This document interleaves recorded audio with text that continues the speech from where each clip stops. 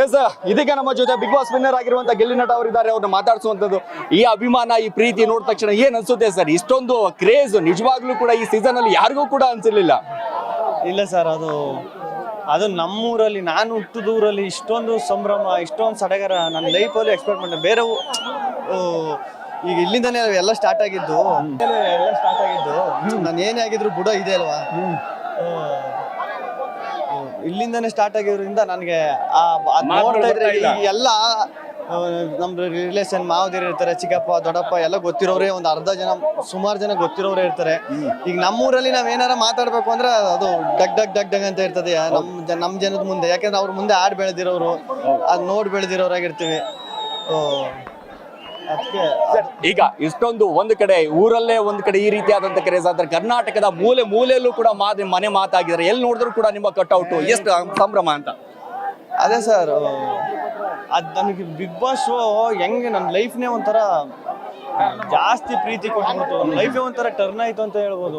ಜಾಸ್ತಿ ಪ್ರೀತಿ, ಜಾಸ್ತಿ ಜನರ ಪ್ರೀತಿ ಸಂಪನ್ನ ಮಾಡುವ ಒಂದು ಅವಕಾಶ ಸಿಕ್ತು. ನಿಜವಾಗ್ಲೂ ಈ ಒಂದು ಆಪರ್ಚುನಿಟಿ ಏನಾರ ಮಿಸ್ ಮಾಡ್ಕೊಂಡು ನಾನು ಬರಲ್ಲ ಅಂದ್ಬಿಟ್ಟಿದ್ರೆ ಅಥವಾ ಹೋಗಕ್ ಆಗಿಲ್ಲ ಅಂದಿದ್ರೆ ಇದೆಲ್ಲ ಮಿಸ್ ಮಾಡ್ಕೊಬಿಡುವೆ. ಅದು ನನ್ನ ಅದೃಷ್ಟ.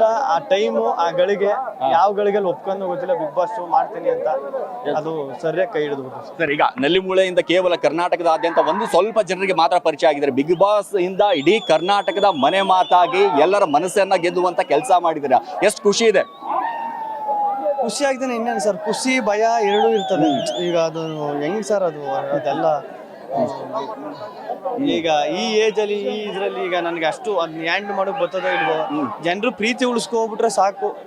ಅದು ಕೊನೆಗಂಟ ಅವ್ರಿಗೆ ಬೇಜಾರಾಗ್ತಾನೆ, ಈ ಪ್ರೀತಿ ಹಿಂಗೆ ಉಳಿಸ್ಕೋಬಿಟ್ರೆ ಸಾಕು.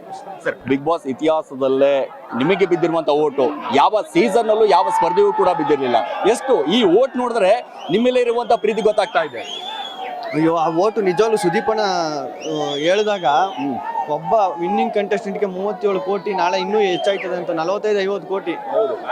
ಯಾರು ಯಪ್ಪ, ನಾನು ಊಹೆನು ನಾವೆಲ್ಲ ಓ ಸೀಸನ್ 5 ಕೋಟಿ ಇತ್ತು, ಈಗ ಎಷ್ಟಿರ್ಬೋದು ಅಂದಾಗ ನಾವು 8 ಕೋಟಿ 10 ಕೋಟಿ ಹಂಗ ಡಬಲ್ ಆಗಿರ್ತದೆ ಅಂತ 5-10 ಟೈಮು ಜಾಸ್ತಿ ಮರೆಯಕ್ಕಾಗಲ್ಲ. ಸುದೀಪ್ ಸರ್ ಒಂದು 10 ಲಕ್ಷ ಕೊಟ್ಟಿದ್ದಾರೆ ಸರ್ ನಿಮ್ಗೆ ಬಹುಮಾನವಾಗಿ. ಎಷ್ಟು ಖುಷಿ ಇದೆ?